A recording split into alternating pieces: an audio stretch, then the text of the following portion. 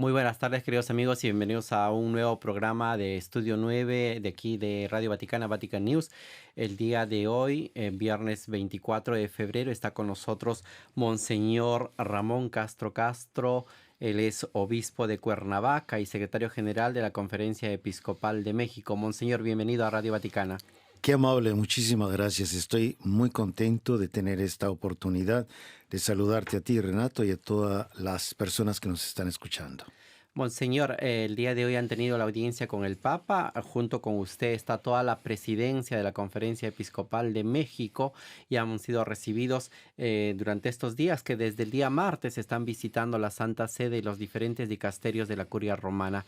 ¿Cómo lo han encontrado al Papa Francisco? ¿Qué han podido compartir en esta audiencia de esta mañana? Cómo no, te comparto primero que cada 3 años la presidencia de la Conferencia Episcopal acostumbra a venir a hacer una visita al Santo Padre, y en esta ocasión, después de la pandemia, hemos durado más tiempo. Tuvimos la bellísima oportunidad de saludarlo, lo encontramos muy bien, de muy buen humor, muy atento y muy amable como suele ser. ¿Y a qué hemos venido? En primer lugar, a confirmar nuestra solidaridad y nuestro cariño al Santo Padre. Y en segundo, a darle alguna información sobre la situación que vive México, y cada uno de los obispos hemos hablado de algún aspecto. Se habló del sínodo, cómo se está ya realizando el sínodo en México, se habló de la violencia también, se habló de un poquitito de la realidad político-social y se habló del clero. Creo que fue algo muy bello, el Santo Padre lo recibió con mucho ánimo y también algunos consejos que nos dio como sucesor de Pedro, y el cariño que le tiene a nuestro país y como siempre el cariño que le tiene pues a la Iglesia en general y a los obispos y a los sacerdotes de México. Monseñor Ramón, también hemos ido siguiendo un poco estos días el trabajo que están realizando en esta visita y han ido un poco presentando el plan pastoral de la Conferencia Episcopal. Este plan pastoral que trata de responder a los desafíos de la Iglesia en México. ¿Podría compartirnos qué desafíos, qué es lo que aqueja, a qué está llamada la Iglesia en México en este tiempo? ¿Qué es lo que está englobando este plan pastoral que han podido elaborar? ¿Cómo no? Planteo una raíz de este plan, lo llamamos PGP, que es el Proyecto Global de Pastoral. En el 2016, cuando el Santo Padre nos visitó en México, nos dijo: los invito a hacer un plan nacional de pastoral que inspire los planes de pastoral diocesano. Y 2 años después lo realizamos y se lo venimos a traer en el 2018. ¿Y qué es lo que incluye el PGP? El PGP tiene una vista, un proyecto a largo tiempo que es 2031-2033, que son los 500 años de la evangelización Del evento guadalupano. del evento guadalupano, y el 2033, los 2000 años de la redención. ¿Qué es lo que incluye el PGP? Una realidad autocrítica y un análisis muy profundo. Yo no he visto un análisis de la realidad como lo hace el PGP. Hemos hecho el ver, juzgar y actuar. Y en el ver, ese análisis tan profundo, después juzgar y después proponer.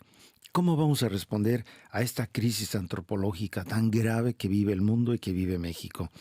Y entonces hemos hecho algunas prioridades pastorales que se han venido a reafirmar posteriormente, como por ejemplo la violencia.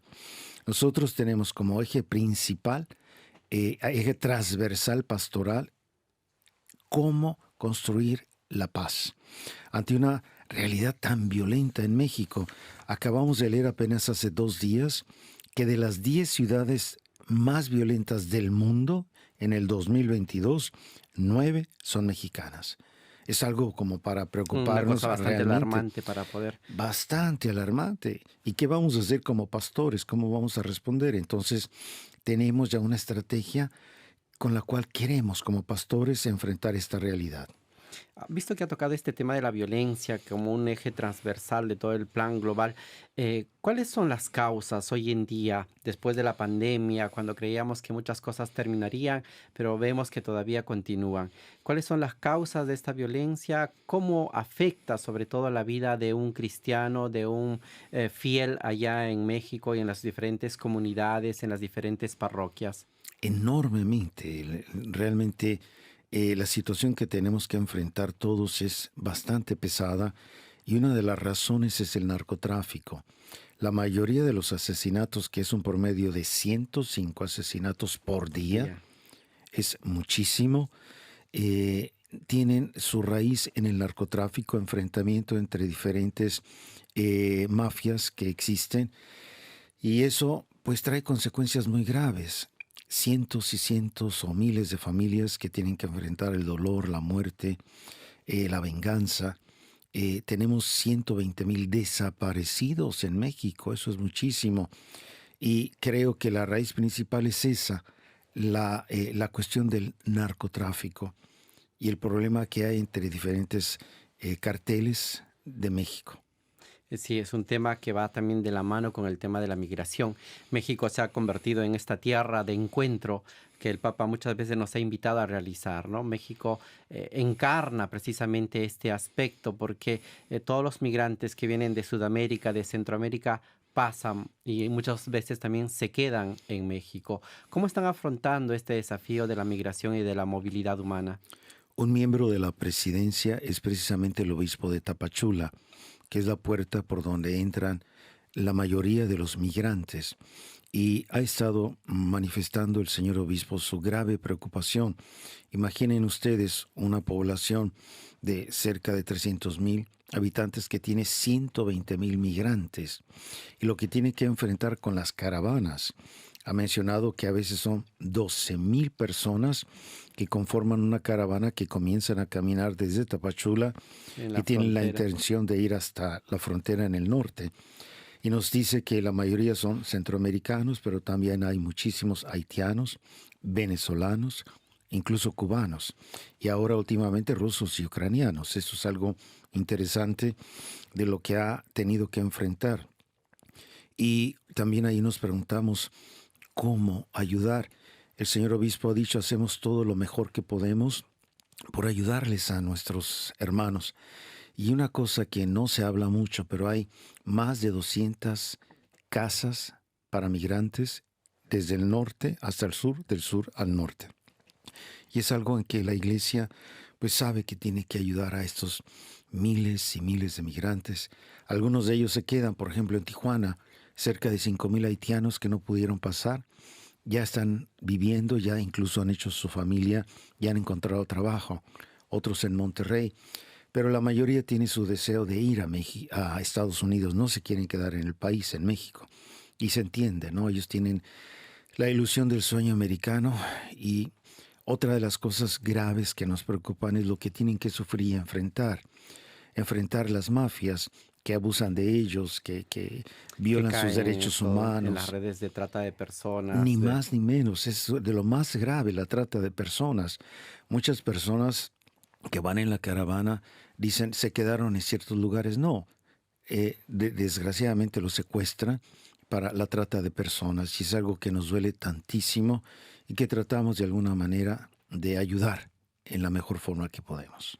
Monseñor Ramón, en este sentido hemos visto también el trabajo que la Iglesia en México desde la Conferencia Episcopal viene desarrollando para poder defender y promover la dignidad de la persona.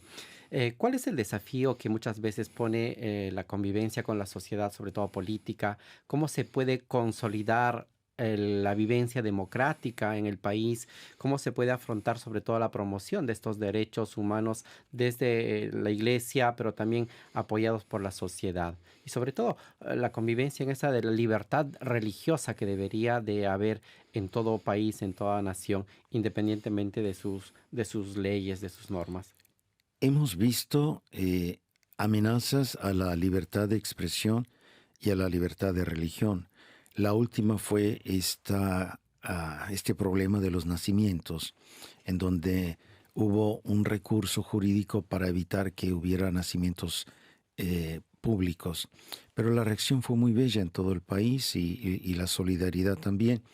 Y para estos tipos de problemas tratamos de tender puentes de diálogo con el gobierno, diciendo la verdad, diciendo lo que pasa, sin evitar, digamos, solapar nada, pero hablando y diciendo, tenemos frentes comunes que como gobierno e iglesia podemos trabajar y buscamos esos puentes de diálogo para encontrar la solución y el bien del pueblo.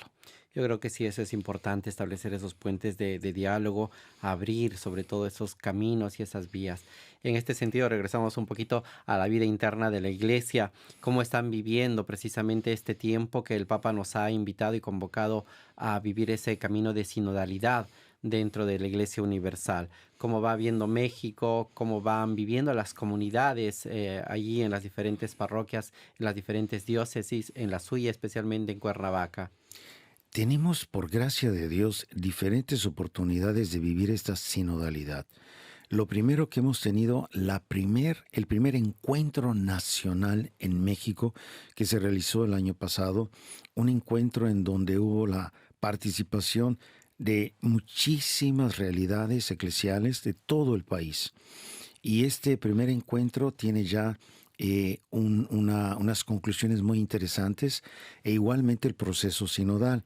E hicimos la síntesis de el camino sinodal que ya hemos presentado a Roma, también muy interesante. Entonces está el proceso del sínodo y al mismo tiempo el encuentro nacional y además la Asamblea Latinoamericana. Entonces fueron tres acontecimientos sinodales muy importantes en México que nos han permitido vivir esta invitación que el Santo Padre nos ha hecho en recordar que la Iglesia es sínodo. Y por si fuera poco, como propuesta de paz, los obispos hemos decidido que tenemos el eje principal, trabajar por la paz. ¿Cómo? A partir del asesinato de los dos jesuitas, que es conocido por todo el mundo, nos unimos, y es algo inédito en la historia de la Iglesia en México. Jesuitas, CIRM y Conferencia Episcopal estamos trabajando de la mano, juntos. Cada mes tenemos reuniones para buscar cómo fortalecer los proyectos de paz que tenemos. Y es algo muy bello ver a los encargados de los superiores religiosos y religiosas, a los jesuitas y a la Conferencia Episcopal. Y estamos trabajando los diálogos, o también le llamamos los coloquios por la paz. Y estos diálogos por la paz son en todas las parroquias, en todos los grupos apostólicos, así se está proponiendo y realizando. Y luego aparte, foros por la paz, a nivel, digamos, de universidades, de empresarios. Y son dos cosas que vamos a aterrizar en el Congreso Nacional por la Paz en septiembre de este año en Puebla. Y de ahí vamos a hacer propuestas muy concretas a la Iglesia y al gobierno y decir, mire, hemos hecho todo este proceso, aquí está la experiencia de la gente, el deseo de la gente, el sufrimiento de la gente, y les proponemos esto como caminos concretos para la paz. Entonces, ahí también hay un proceso sinodal y estos diálogos por la paz. Yo creo que es una iniciativa bastante interesante poder ver cómo se van creando estas redes y eso también, como dijo usted, repercute no solamente en la iglesia, sino también en la sociedad en general. Le agradecemos mucho por haber estado con nosotros, pero antes de despedirse quisiéramos que nos aliente con un mensaje en este tiempo de Cuaresma. Hemos iniciado este miércoles el tiempo de la Cuaresma. Vivimos lamentablemente en este contexto de un año de guerra en Ucrania que ha afectado a todo el mundo, pero tenemos esa esperanza, que este tiempo de preparación nos pueda alentar a ese encuentro de la resurrección, de la Pascua del Señor. A todo México, a toda Latinoamérica, su mensaje, Monseñor. Cómo no, sobre todo en este tiempo de Cuaresma, hay algo que San Pedro Crisólogo nos ha dicho. Para mantener salda tu fe, para mantener firme tu fe, tres cosas que son características de la Cuaresma: sacrificio, oración, sacrificio y misericordia. Yo quisiera que esto también repercutiera en nuestro corazón, que podamos fortalecer la oración, el sacrificio y la misericordia. Y con eso vamos a mantener firme nuestra fe, sobre todo en momentos tan graves y tormentosos como los que estamos viviendo. Muchísimas gracias a Monseñor Ramón Castro Castro, obispo de Cuernavaca y secretario general de la Conferencia Episcopal de México. Le agradecemos y con él los invitamos a todos ustedes a poder acompañar al Papa Francisco este fin de semana cuando dirigirá la oración mariana del Ángelus desde la ventana del Palacio Apostólico. Que todos tengan una buena tarde y un buen fin de semana. Muchas gracias. Gracias. Dios los bendiga a todos.